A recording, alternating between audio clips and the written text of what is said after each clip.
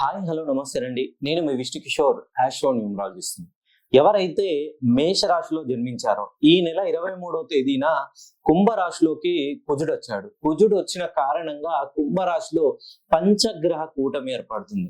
So జ్ఞానేంద్రియాలు 5, పంచభూతాలు 5, పంచామృతాలు 5.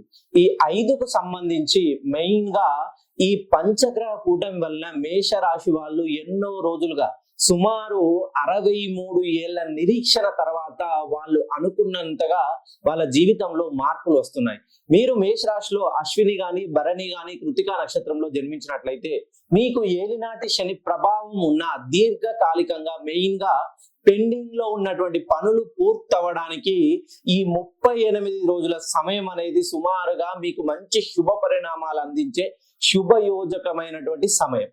ఈ సమయంలో ఎవరైతే మీకు రుణ బాధల్లో ఉన్నా, లేదు ఏదైనా కాంట్రాక్ట్లలో ఏదైనా పెండింగ్ పనుల్లో ఉన్నా, మీకు రావాల్సిన పెండింగ్ బిల్లులు ఏవైనా ఉన్నా, మీరు ఎవరికైనా ఏదైనా అమౌంట్స్ ఇవ్వాలన్నా, మానసిక ఆందోళనలో ఉన్న, ఆరోగ్య సమస్యలతో ఉన్న ఈ 38 రోజులు సుమారుగా ఏప్రిల్ 2వ తేదీ వరకు మీకు సానుకూల స్పందనగా ఉంటుందని తెలియజేస్తుంది మన ధర్మగ్రంథి శాస్త్రం.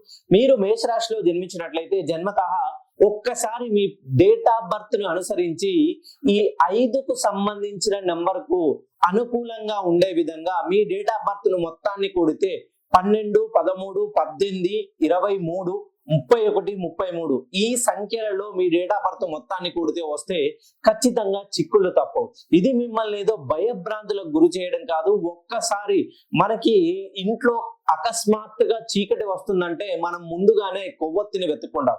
అలానే ఇప్పుడు మీకు ఏళ్ళనాటి శని ప్రభావం వల్ల ప్రతి పని పెండింగ్ పడుతుందంటే ఒక్కసారి దానికి అనుగుణంగా మీ పేరులోని సంఖ్యాబలాన్ని సరిచేసినట్లయితే కారు చీకట్లో వెలుగు రేఖలాగా మీరు జీవితంలో ముందుకు సాగిపోతారు.